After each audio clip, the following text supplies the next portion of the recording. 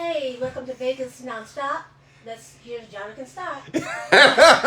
Thanks, Kimberly. And off camera, I'm going to introduce our guest, John D. Domenico, and Big Bob starting us off with a little something they've worked up called Take a Walk on the... Donald Trump came from Queens, NYC. So true, so true. He lied his way across the USA. The country's beautiful. Got a spray tan on the way. Girl in a comb over is here to stay. He says, hey, take a walk on the dark side. come on, baby. I said, hey, take a walk on the dark side. Lonnie came from the Eastern Bloc. So true. She was looking for a sugar daddy with a mushroom cock. She loves it.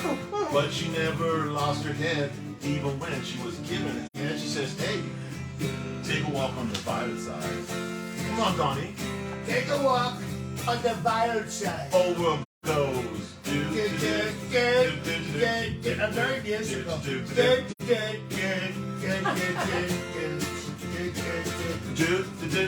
I sang on Regis' Christmas album, did you know that? I have a copy. I was the Santa Claus. We listen every day. Sold millions of copies. Even during Hanukkah. Yes, Poor Mike Pence had a chance that day. he did. In one chance. He blew it. Overturn the election or you'll pay. The cows here, pitchforks there, pitchforks there. DC is the place where they say, hey. Take a walk on the dark side. But mommy says with Christ, Take a walk on the dark side. true social. Oh. Seems like a lot of fun. Bigger than Twitter. He's got a Stepford daughter and 2 idiot sons. She's so hot. I wish you could date her. Free speech here, insults there, propping up fascists everywhere. It says, hey, can you donate to the dark side? Get your blaze Do you need some money? on the dark Dark side. Top secret documents just walked away. Why haven't?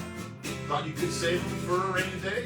In the basement at Mar-a-Lago. Good reading is hard to find. Who needs toilet paper to wipe your behind? It says, hey, Take a walk on the dark side. Is there a law? On the dark side? I think so. The whole world goes. That's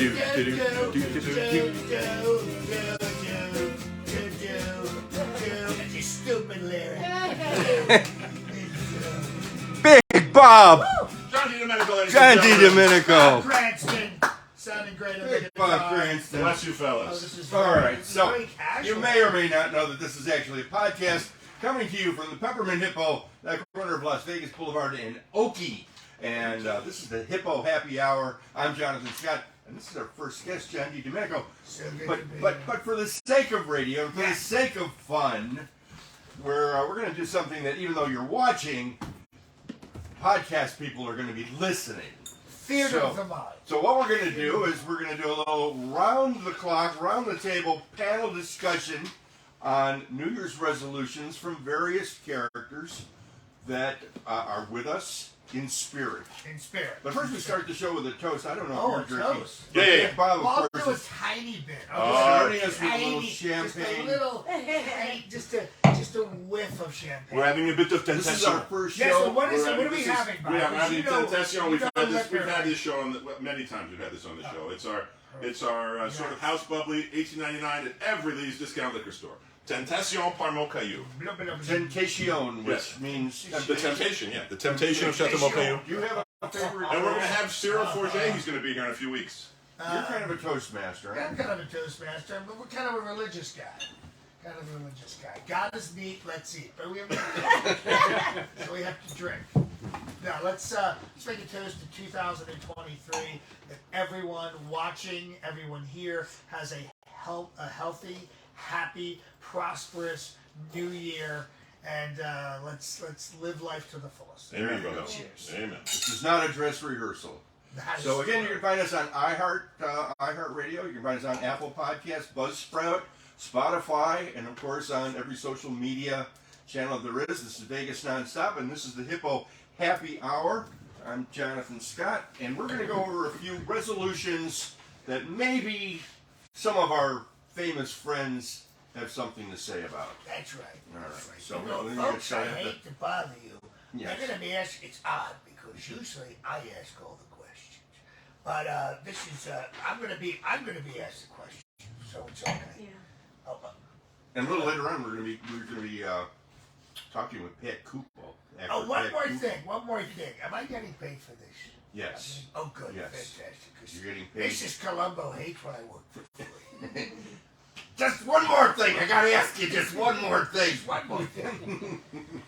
We should actually have Pat jump in at this point and talk about Columbo. Right. And talk I'll about have to beer. circle back. We'll circle We'll back. wait on Pat. We'll wait on Pat. Okay. So as Columbo, Lieutenant Columbo, Yes. you're an influencer. You're on a mission to normalize normal bodies. Everyone wants to be no more body shaming. So the focus is on passion and not the way you look. And you still want to find a better you physically. Is that the case for you, Lieutenant? You know what? Jonathan, this is the perfect question for me. Because I never cared about how I looked. Ever. I've been wearing the same rumpled trench coat for 50 years. And my bad eye and the cigar and everything. But you know what? You gotta have a passion for what you love. And if that's your work or your hobby, that's the most important thing. Don't worry about how you look. Everybody's hung up on how you look and how you dress and the Kardashians. Who cares? Just be happy and be passionate. You'll feel a lot better, folks. Okay, number 2, from Guy Fieri, Chef Guy Fieri. We had the pleasure of interviewing on our other show, On Air Education. Work out to feel good, not to be thinner. Instead of obsessing over the scale, obsess over how amazing you feel since you started being more active. Numbers don't mean much. Chef Guy Fieri. Oh, I gotta tell you, baby, holy moly, stromboli, baby. Can you believe it? This is the question for me. I'm driving the bus to Flavor Town, and there's no more flavor than Las Vegas, baby. You know what? I always say that. Work out to feel good, not be thinner, because look at my food, man. My burgers are 3,000 calories. You want to feel good, and I gotta tell you, it ain't gonna make you thinner, baby. That's right. Love, peace, and tacos. The mayor of Flavor Town, Chef Guy Fieri. Okay, former president, Donald J. Excuse me. I'm not the former president, all right? I'm the current president, all right? But don't blame me for anything that went wrong. Go ahead. So Do you your started a question. new social network, so you stop Truth. gossiping. Truth. Stop gossiping. What Stop about that as a... Well, you know what? I think it's absolutely horrible. These people who gossip. Many people have told me that I'm absolutely incredible, and the Truth Social is so much. I get letters, I get all these things, and you know, I think I should be back on Twitter to make it fantastic again, but I think gossiping is bad. Many people say nasty things about Joe Biden. Did you know that? No. Did you know that? They say it all the time. They say, Sleepy Joe. Sleepy Joe. There's so much gossip, and I think you should gossip about him. Just don't gossip about me. Okay, so the only bad hotel is a dump hotel, right? No. If it's not a Trump hotel, it's a dump hotel. I got it right. And golf course. Dr. Phil is with us as well.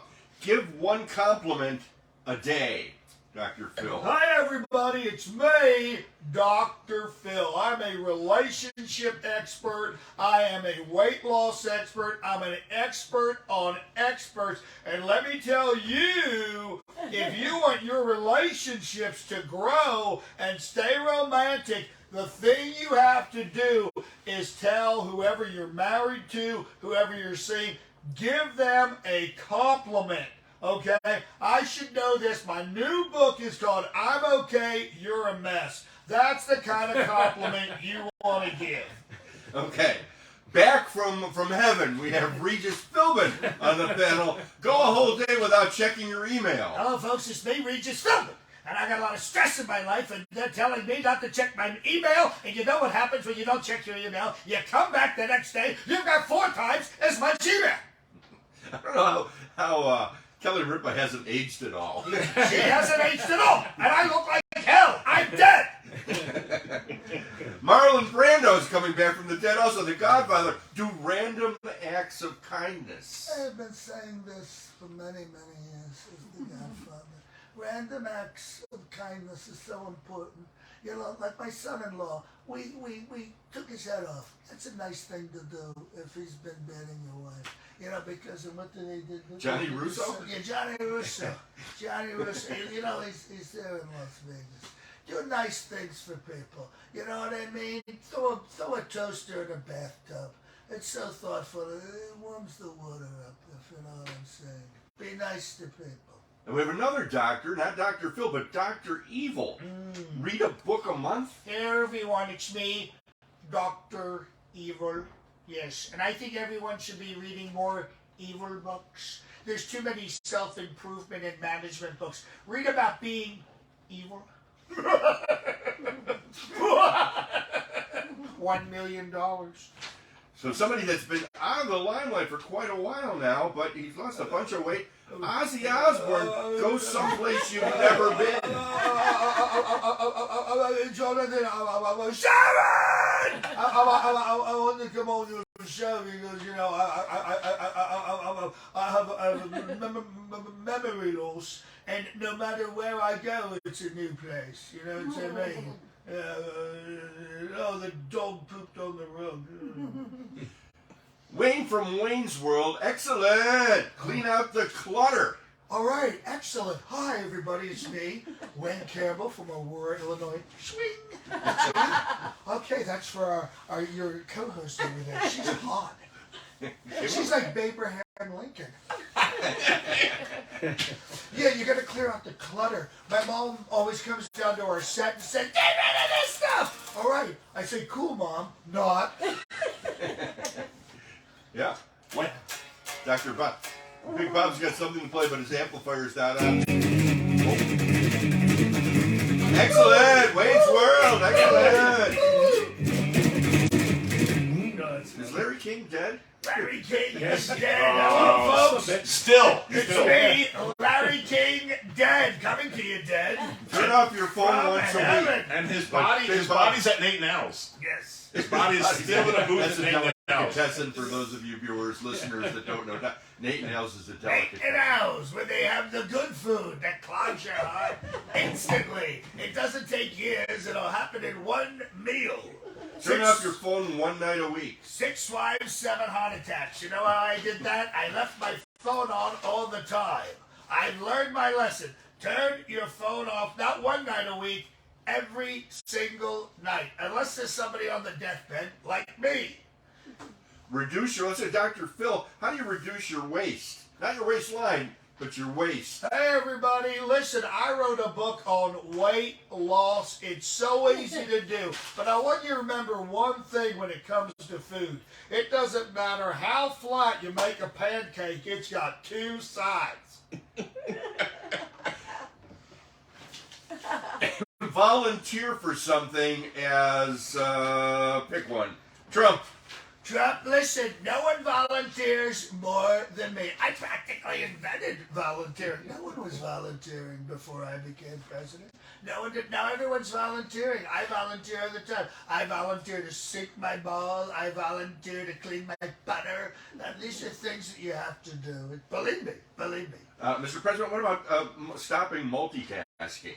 Multitasking is the worst thing in the world. Focus on one thing, like me, getting back into office. It's so important because it was stolen from me. It's so sad. Call It's a so friend sad. instead of texting them. Exactly. Call a friend. You know, I like to talk to people for 2, 3, 4 hours at a time, especially famous people, because they listen and they know because they're smart. I'm a stable genius, but they love listening to me. And don't buy things that you don't need. Well, I wouldn't say that. I wouldn't say that. Buy things you need. Don't need or do need? Either one. Either one. Either one. Spend money like I do, you know? Or if you don't want to do that, donate to me. We need a lot of money to overturn this horrible, horrible crime that we're dealing with. Of course, that's our friend John DiDomenico, putting him on the spot with his many voices and traveling around the country and taking time out of his busy schedule doing corporate. Thanks for joining us. So is Trump your favorite? I think it's my favorite of everybody. No, I think Austin Powers my favorite, baby. Yeah! Stacey Groovy right on, baby. Shall we shag now or shag later? Let's do both. Yeah, we missed Austin. We did Dr. Yeah, Phil. I thought he was I didn't see Austin on the That's list. my mistake. That's my mistake. But I love Austin because I've done Austin in Bangkok, Thailand. I've done them in Germany. I've done them in Italy. And it doesn't matter where you go. And even though this film, the first film came out in '97, people see me in character from 50 yards away and they just smile. And I think it's one of those things where it's actually on the list, like the compliment. He just loves seeing people. He loves people, which I think is great. So when I play the character, I kind of get that energy back from people. And it's like, you look groovy, baby. Yeah, you're absolutely smashing. And it's such a great. I've said this to you before. Like Mike Myers is a genius. All of his characters, but this character kind of embodied something, and it's kind of transcended over time. But he's just something that people love. And there's fictitious characters. There's Elvis. There's Elvis is no, fictitious? they're real. But when you have a fictitious character that people absolutely adore, it's so great. And I wish he'd make the 4th movie, Mike. Get me through the next decade. Oh, another Austin Powers? No, they're not doing it, but he should make a 4th one. And I've talked about this. I would love to do an Austin Powers party. Yeah. Maybe we could talk to Shai Cohen over here at the Peppermint Hippo. That would be awesome. And have like a 1960s Swinging, groovy time, baby. Yeah. We'll be shagging out. So Austin's your favorite? Austin's my favorite. Trump has been amazing. I've been doing Trump since 2004, long before he was running or anything like that. I met him a number of times. I just thought he was a fascinating guy. So doing him is, it's been like in the last 5 years. It's kind of changed my life. I mean, TV appearances and film and TV shows, and it's been pretty incredible. Why don't you pick up the guitar a little bit, and I'm going to invite Pat Cupo to come on over a little bit. Come on over, Since Pat. we've got time with you, and we don't have to rush you out of here, I want to introduce our next guest. I'm going to slide Sliding here. Bob, would you check the camera? See that we're all in the shot? Yeah, a little closer. Which way? A little closer. I'm going to pull back a little. Look close. I'm going to pull All right, back pull a it little back bit. a little bit. There you Watch go. the wine glass. There you go. I've got to Watch get my the notes here. champagne glass. I got it. Yeah. There we go. There we go. Now you're all in, but get a little Sorry, closer, a little tighter on Jonathan. Actor, writer, producer, doorknob, cable, Pat Cupo. Give Hold on, it that sounds like Trump. Woman, man, camera. Right. We need a little Vegas nonstop music. No, we need like a theme. You should have a theme. Yeah, That's Sam Cooke having a party. yeah. We're having a party. Everybody's swinging, dancing to the music on the radio. We're having a party. Everybody's swinging. Big Bob, Bordeaux Bob, call him what you will. I'll call him a friend. Just don't call me And late a for regular dinner. here. Yeah. So Pat and I met at the Italian American Club golf tournament, and he stole my golfing buddies away from me, but I still love them anyway. Vinny and Alan from the Bronx Wanderers, and so I said, we've got to hang out a little bit and Yep. get to know each other. Yep. But you said John did Columbo, and I talked to Peter Falk once before through my friend Joe Mantegna, who you worked with also, and you said, I've got a great Peter Falk story. So let's Quick, go right into it. try to capsulize it as much as I can. So they tasked me to do Columbo. I called my father. My father says, listen to me. When you get on the set, tell Peter his best friend is my best friend. He hasn't talked to him in 7 years. So I got on the set and he introduced me to Peter, and Peter and I sit next to each other. And I said, Peter, I'm going to jog your memory. And he said, yeah, go ahead, what? And I said, my dad's best friend is your best friend, and I'm from Garfield, New Jersey originally. And Peter just went, oh my God, Riggsy, I can't believe it, it's Riggsy. Well, what happens is my father gave me Vincent Rigolosi's number in Garfield, set them both up. Peter finally called him after 7 years. They went to college together. And Vincent had lent him money all through college. He was his roommate. And Peter was so kind that I said, Pete, can you give me an autographed picture for my dad? He wants to put it downstairs in the bar. He said, don't worry, I'll send it right from my house. Give me your father's name, his address, and I'll do it directly from my house. Greatest guy in the world. Greatest guy in the world. And it was great working with Peter. I loved him. I absolutely loved him. And a great actor. Oh, yeah. Yeah. Oh, yeah. It was funny because at one part, there was one scene, I guess him and the director got into it. And you did not want to tell Peter Falk how to play Columbo. Right. That was, and because we were in the scene together, I just walked away. And I said, when you guys are done, let me know, because I saw it coming.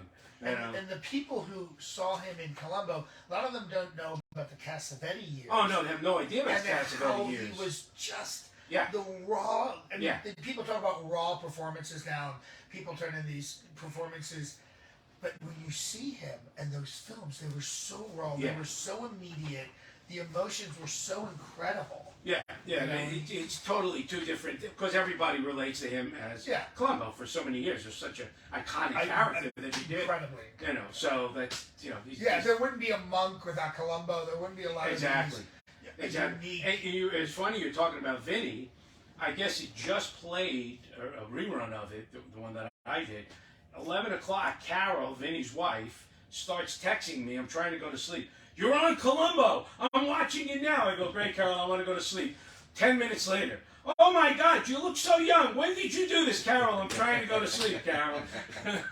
But you're on Columbo. Yeah, I'm on Columbo for the what I loved 100th time. And when I met him was through, again, actor Joe Mantegna, was that there was a whole kind of a collective group of actors that Peter Falk kind of like, Charlie Durning, Gene Smart was another one. Yes. And they all supported each other. And they would do table readings in L.A. Yeah. And they. Yeah. In fact, before I ran into Joe, but I met Joe the first time was at a reading on a movie called Sharkskin, that at Dan Perry's house, the director and producer. And then, being with Chas Palminteri, and I have been friends for 40 years. And Joe and I kind of started talking, yada yada, and then when I hadn't seen him, went over to Criminal Minds and kind of, brought it all up again. And Joe's a great guy. Joe's a sweetheart. And so happy that Criminal Minds is back in another tell me about it. My closest friend of some 25 years, Glenn Kershaw, is the executive producer on it, and also directs quite a few episodes. And I think Joe's friend Vinny Gustafero's in it every once in a while. Yeah. How many seasons has Criminal Minds been? Oh my God! It's 12. I cannot tell you the amount of residual checks that come to me. I was supposed to do 2 episodes. Did the first episode, was the last episode of that season, and I was supposed to come back for the second one. What they ended up doing was they pulled the New York cops out and they put FBI agents in. So I got cut out of the second episode. But the reality is the amount of residual checks that come from that show, it plays all over. It's insane. It's really insane. I'll always remember Joe introduced me to Joey Pants, Joe Pantaleone. Oh, yeah. Oh, he's great. Ah, Joey. And I would ask him, what do you like playing better, cops or criminals? And the answer is always, they always give me the same thing. Criminals, because they have better wardrobe. Yeah. Joey and I did The Handler together. When he was doing on CBS. And I did two episodes. And a quick story about Joey and what he did to me. Movie, I don't know if you have it checked off there, called One Last Ride, which was my movie that I produced, wrote, starred in. It's me, Chas Palminteri, Charles Durning, Robert Davi. It's on YouTube, as a matter of fact. You can still see it on YouTube. Annabella Sciorra wanted to play my wife in it, and I wanted someone else to be in it. And Joey knew this, and I turned her down. So now I come to do the second episode of Joey's show on The Handler. I knock on the door. Joey, hey, Coop, come on in. We got to go to wardrobe right now and makeup. I go, I just got here, Joe. He goes, no, we got to go to wardrobe and makeup. I go, okay, great, let's go to wardrobe. He knew he did this to me. Opens the door. Who's sitting in the chair? Annabella Sciorra is sitting in the chair. He goes, Anna, look who's on the show with us tonight. And my face just went right down. I went, oh Jesus, I got to get out of this. But she was sweet. She understood. She understood the whole 9 yards of why. And she was a sweet girl. But yeah, that's Joey. So John, I had a cigar magazine back when cigars were all the rage, and I shot a cover of Joey Pants at the Grand Havana Room in Beverly Hills. Yeah. And Davi was there, and who turned out to be my neighbor, James Orr, was there. And Pants' wife just had a baby that day. Yeah. And Joey Pants is drinking vodka out of a tumbler. Out of a tumbler. He's drinking it, and James Orr comes in, who later turned out to be my neighbor. And James, I don't know if you ever worked with James, writer, director. He wrote Father of the Bride 2 and Look Who's Talking, and directed as well. Right. And Pants was there, and James Orr was a former girlfriend. His girlfriend was Farrah Fawcett. So they got into it, and Seymour Cassell was there. Seymour was part of that whole Peter Falk thing, right? And Seymour's writing James Orr about Farrah Fawcett, who allegedly James Orr bounced her head off of the driveway one day. And Pants is running around drinking tumblers like Chico Marx out of. Wait, he had just had a kid and he was drinking. Yeah, he's drinking out. Wow. People who drink. And we're the grand and I'm really not actor there. It's like, one of those you can't write it, and it was just so funny. And Seymour Cassell's going on and on. And Seymour always goes on and on. I did Trouble Bound with Seymour and Patricia Arquette and Mike Madsen. And we finished it. I played Seymour's henchman. And we finished the set, and I'm coming out of my trailer, and I'm driving my car, and I see his car next to his trailer, and the trunk is open. And I'm looking, I'm saying, what the hell are you doing, Seymour? He's taking all the suits out of the trailer before anybody could see him, and he's throwing them in the trunk. He closes the trunk. The best one is, on this, picture time. I'm listening. The best one is, we go to a rap party. Yeah. I walk in, Seymour comes in after me. He has one of the suits on that he stole. I said, Seymour, he goes, what are they going to do? Take it off of me? Screw him! That's Seymour. God bless him. God bless him. Oh, yeah. So I'm between two great actors here, and I'm going to talk about some of the films and television that you've done, Pat. And I'm going to put you on the spot and give you like a rapid fire. Like Kindred was last year. Yes, that's playing right now on Prime. Kindread. Horror movie? Kindred. Dread.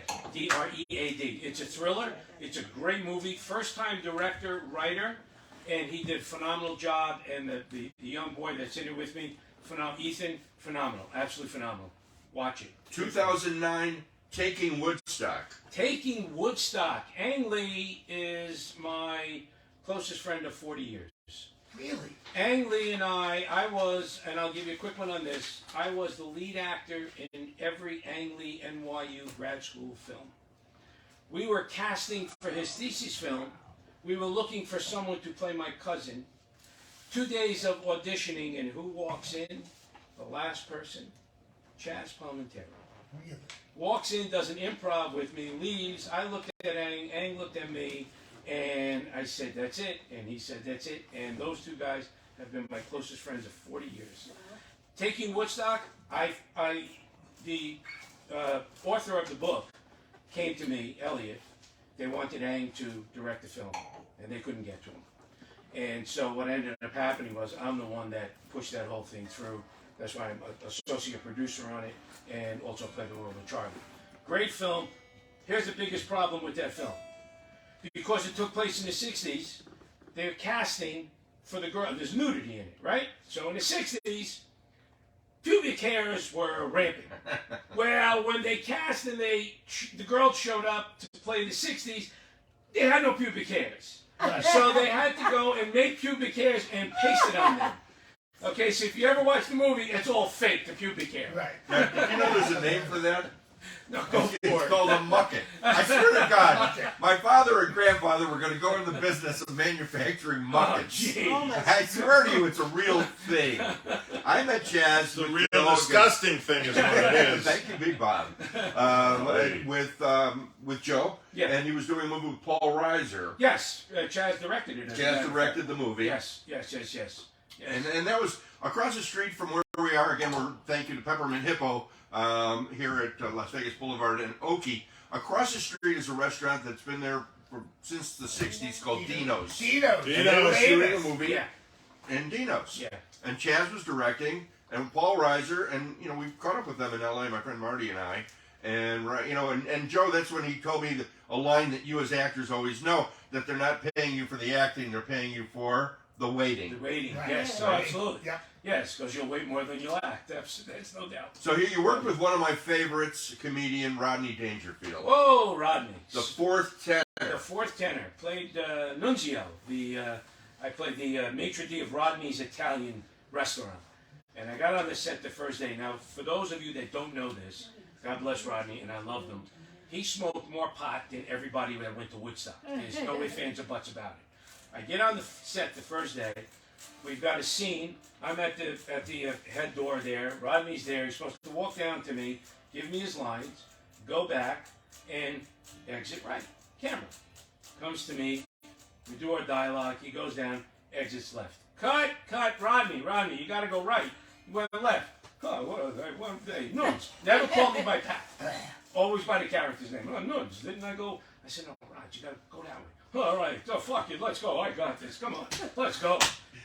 12 takes later, he finally went right. I called my wife and I said, listen, honey, don't wait up for me because I got a lot of overtime on this movie if Rodney keeps smoking dope. There's no doubt about it. But for those of you that don't know this, Rodney Dangerfield helped all those comedians, Jim Carrey, all of them. Yeah. None of the old timers wanted to put those guys on with them. He stuck them in his club in New York, in Dangerfield. Yeah. He's a sweetheart. In 2 weeks, Dennis Blair's going to be on with us. Dennis wrote a book. Yeah. And Dennis opened for Rodney for a number of years, and then went on to open for George Carlin. And I always share this story, and anybody that knows Rodney will back up this story. Again, I had a cigar magazine called Jonathan Scott Cigar Smoker Magazine. I meet Rodney on the internet. His wife was selling a dozen long stem black roses. I said, Rodney, would you be on the cover of my Cigar Smoker magazine?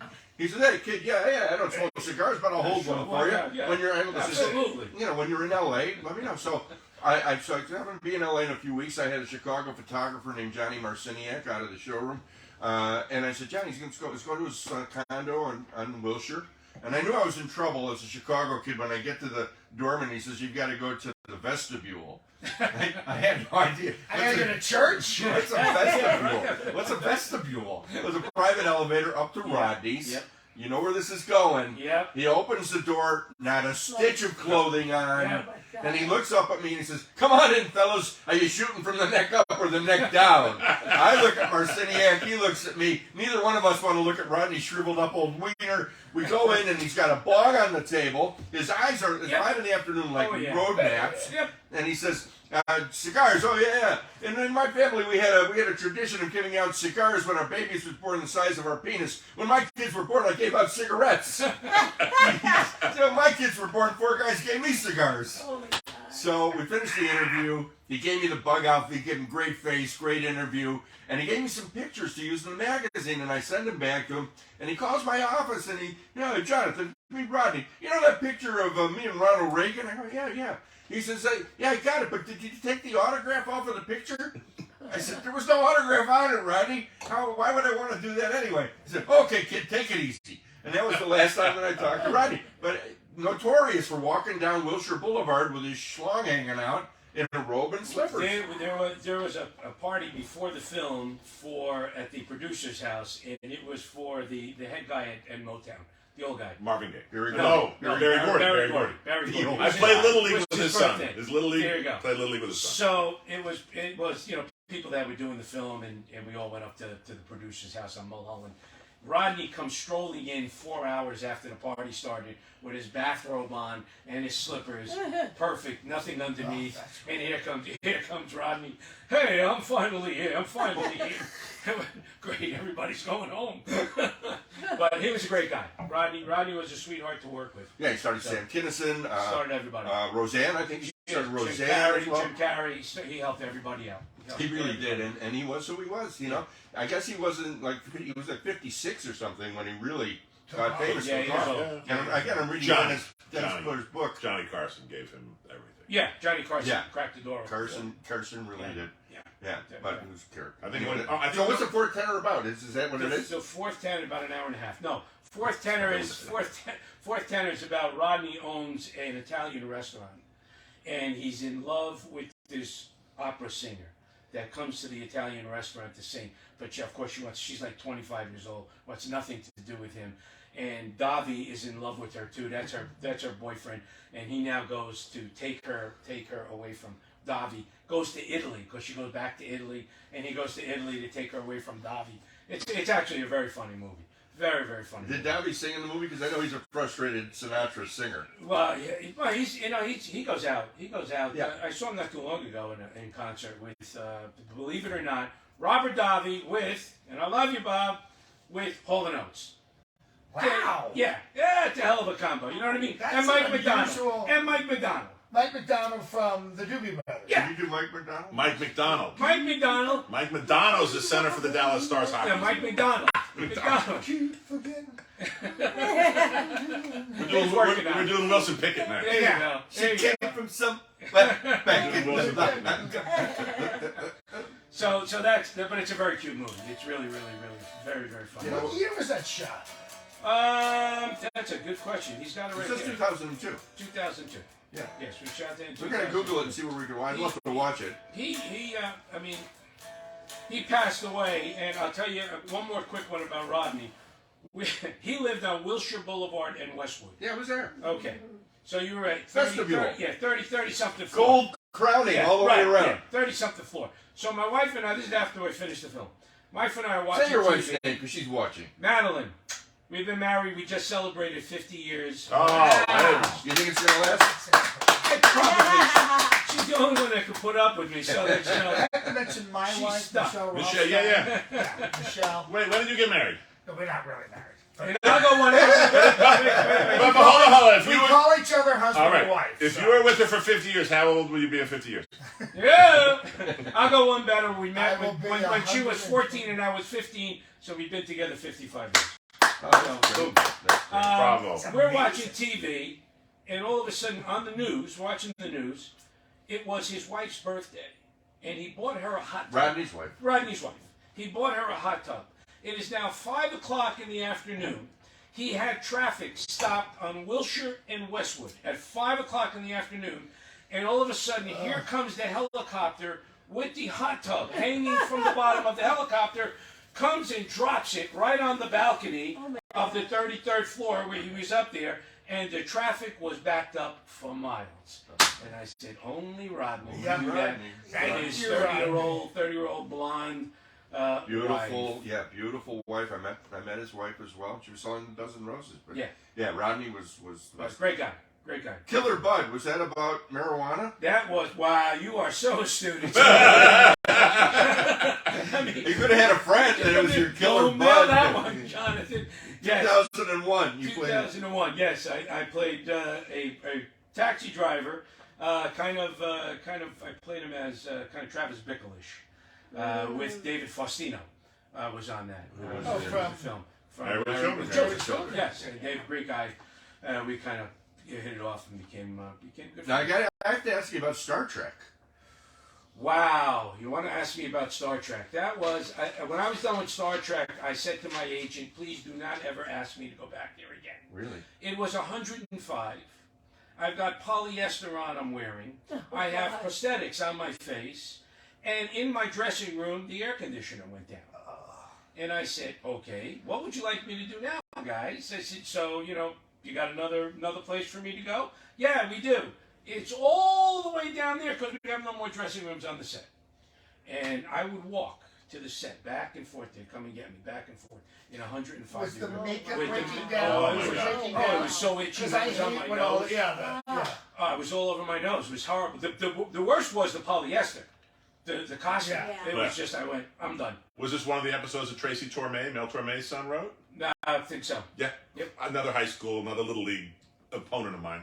Robbed him of a home run once. Unbelievable. That's what happens when Tracy you're from 6'10". Yeah, That's 6'8", Sorry, 6'8", Bob. don't you? Sorry, I'm Bob. the extra. Strangers. Thank Who you. was in, I remember, who was in Perfect Strangers? Perfect Strangers was Balky and that was the Cousin. the two cousins. Oh, I love that. Remember them? That was great. Yeah, but That I was don't. great. I remember who was in it. Mark Lynn Baker was one, and and I was friends with him. I forgot his other Yeah, name. he was in the Beverly Hills Cop. Yeah, he was in Beverly Hills Cop. Yeah. That's how he got to Perfect Strangers. Right. And my very close friends, Judy Pioli and Paula Roth, were executive producers on It was this. on for a few seasons. That was on Perfect for quite a Pretty few well. seasons. Yeah. I still get I went- residuals. yeah, when I- Everything you're reading, the checks just keep Pacer on Mortgage, coming. I got it. Keep together. Another one that you were in that was Yes. iconic was Who's the Boss with Tony Who's the Danza. boss with Tony? Oh, That's a wow. good, interesting story. Okay, So let's hear it. Tony and I at that, and I put it back in. Had an earring in my ear back then. What was the year that I did that? 1988. Wow. The I fine was year. I was a youngster. 35 years ago. Fine was a year, fine youngster. year. For those of you keeping score at home. So we're in rehearsals. It's like the third day, and Tony, we're standing around. There's like 3 or 4 of us, and Tony is making a comment about guys who wear earrings. And I looked at him. He's standing next to me. I said, "Hey, Tom, come on, give me a break, will you?" And he looks at my earring and he goes, "Well, I don't give a shit." I went, "Okay." So day comes, we're going to tape. I took the earring out, and I said, "Okay, Tom, if you're watching, Tony, what can I tell you?"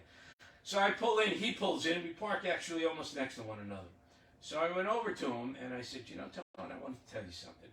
And he said, "What?" I said, I respect you, I love your show, I think you're fantastic in it, and I would never disrespect you to wear that earring when I came on that set. I just want you to know, it's at home, okay? All of a sudden, I get a knock on my door, my dressing room door. "Come in." "Hi, Tony would like you to have this wonderful bottle of champagne for yourself." And we kind of Classic. we became Classic. I have to ask you because as actors go, I think we all are amazed by Judith Light. She's had this incredible theater career, film career. Yeah. She's done everything. Transparent, her performance. What was she like? She was sweetest of the sweetest. She was a perfectionist. Yes, I sensed that. Everything had to be just so. Everything had to be just so. And I forget her name. My wife remembers her name. The older woman that was on. Oh yes. Kathy. Oh yes, Catherine. Yes, with the name. She came from Soap. She was the sweetheart of sweetheart. Catherine Hellman. Oh, yeah. She was, God rest her soul. She was delightful. My wife came backstage. They had chatting. She was fantastic. She was a sweetheart. And yes, Light was very, very. Yeah, I mean, I've seen her on stage in New York, and you're like, this woman is so precise and so great technical actress. Big time.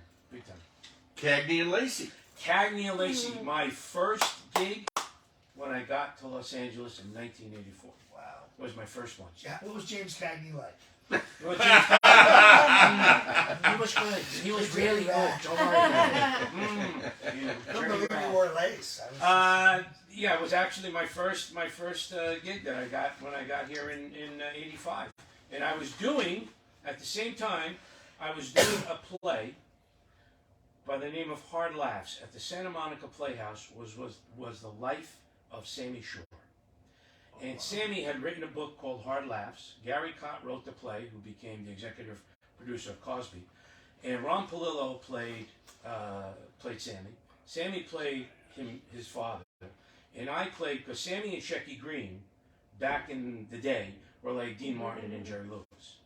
And so I played in the first act with Ron, I played Shecky Green.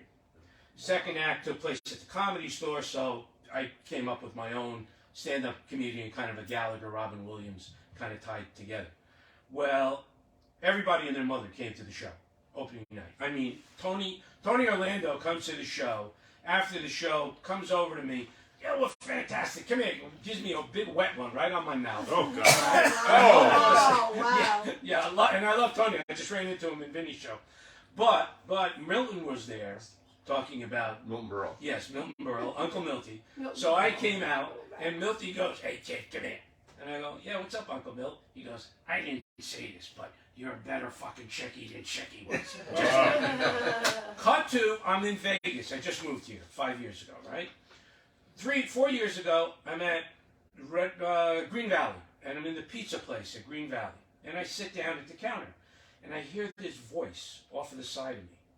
And I'm going, "No, can't be." And I turned, and I went, "Holy shit." And I went over to him, and I went, "You remember me?" And he just looked at me, and I said, "Sammy Shore's play." It was Shecky Green. Yeah, who lives here in Las Vegas? He's about he's like 94. He's still alive? Oh, yeah, he was 90, 92, 91, 92. Wow. And you know what? The son of a gun. "I remember you, you son of a bitch. God, you think you were as good as me? You weren't as good as me. I don't care what anybody says." And, we hugged and everything. And I couldn't believe he remembered me. It was like, Jesus. He was 91, 92 years old. So for you kids at home, I think we have to make some reference points. Sammy Shore was married to Mitzi Shore. They had the Comedy Store in Los Angeles. And their son They had is. Pauly Pauly Shore. Shore. Who also lives here. Clearly they had Yeah. Pauly. Loves big fan. You can always find him at Sparrow and Wolf. Yes, it's Sammy. And his band plays at the Sand Dollar sometimes. Sammy was really the one that created the Comedy Store. Yes. What happened was when he got divorced, and I always called him a schmuck for it. When he got divorced, he just handed it to Mitzi, Right. gave it to him in divorce. I said, "Why would you do that?" He goes, "I don't want to be bothered. I got to go through this bullshit. I don't want to be bothered." But Mitzi becomes this gatekeeper for Diva. Oh yeah, diva. absolute. Are you I kidding? mean, Oh, yeah. stopped careers, Yeah. enhanced careers. Yeah. It was unbelievable. Yeah. There's either a 4 or 5 part series on, Yeah. I think it's on Netflix, Oh, I got stories for that one. on the Comedy Store and Mitzi Shore. Yeah, Mitzi. I got Shaky On Green Mitzi, stories Mitzi too. Well, you want to tell one now? Come on over and tell. You got a story? I just got a story. Seymour Heller was his agent, who was Right. also Liberace's agent, and David Heller and Bruce Heller, who met. David was my best friend; he just passed away. Drummer in my first band, and they would come around the house, and my mom said, "Oh, did you see Liberace?" She says, "Well, there's this guy Uncle Lee that they call him Uncle Lee. He's very flamboyant. I think he's gay, Ma. I think he's queer." She says, "No, he's just flamboyant. He's just flamboyant." And they both played. Shecky Green and Liberace played at David's bar mitzvah at the Oh, Friars wow. Club. Oh wow. That's a bar That's mitzvah. the Friars Club. So That's a bar The Friars mitzvah. Club in Beverly I Hills. smoked my Most first people- cigar and I puked. So most people know the famous story about how Frank Sinatra saved Shecky Green's life. Where some wise guys were kicking the crap out of Shecky in an alley, and Frank walked over and said, "Okay, he's had enough." Yeah, leave him alone. He's had. Very he's kind. That's had But enough. he's still going. He's still kicking. He's 94. I got it. I want, See, you that's know, it's great. funny you said something. You texted me last night, and the internet is just mind-boggling sometimes. The shit that they put out there. So you text me and asked me if I was in a Chevy Chase movie called Bad Meat. Yeah. Right? Okay? Which I wasn't, but it's on the internet. Yeah. Okay. Wait, my wife, I go to sleep one night. My wife goes, "I'm not tired. I'm going to stay up, watch TV." Okay. So I get up the next morning. She goes, "So I got to tell you something." I said, "What?" She goes, "So I'm watching Turner Classics last night." I said, "Yeah." And I went on TurnerClassics.com. And I went, "Yeah." She goes, "I just want you to know you're dead." And I went, "What do you mean I'm dead? What are you talking about?" She goes, "Go on TurnerClassics.com and bring your name up."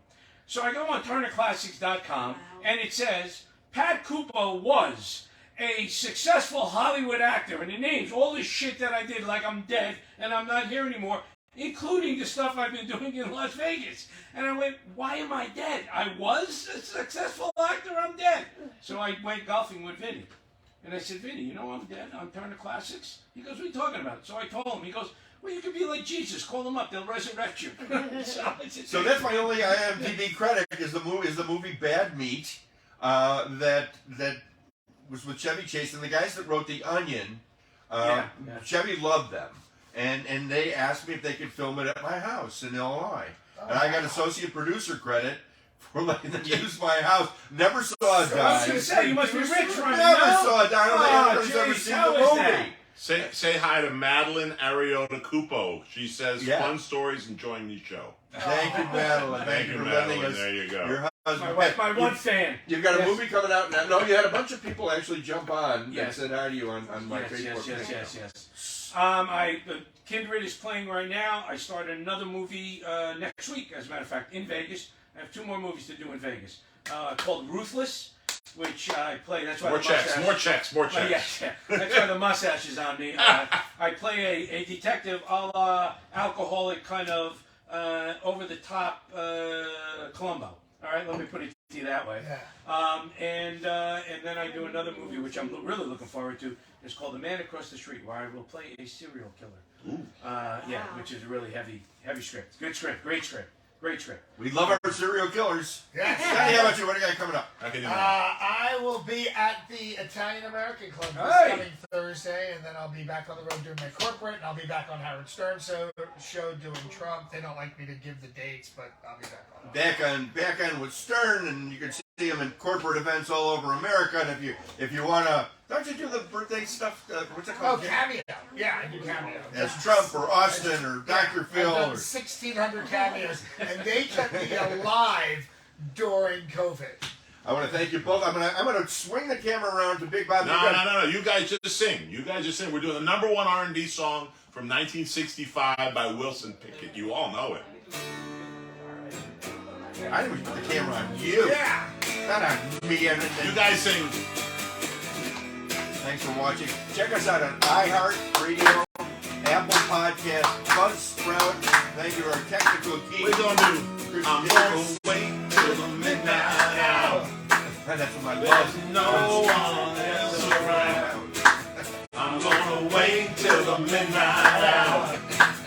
When my love comes tumbling down. You're the only girl I know who really loves me so. When the midnight hour. Yes. Yes. Like us and share us. Sharing is caring. As always, eat well and party hard, my friends. Happy Next New Year. week, Peppermint Hippo on Vegas Boulevard and Okie for the Hippo Happy Hour. Jonathan Scott, again, eat well and party hard, my friends. Come and push the button. Come and push the button on there that says Push finish. the button. Push the button. Oh, wait a minute. The one that says done. Peace.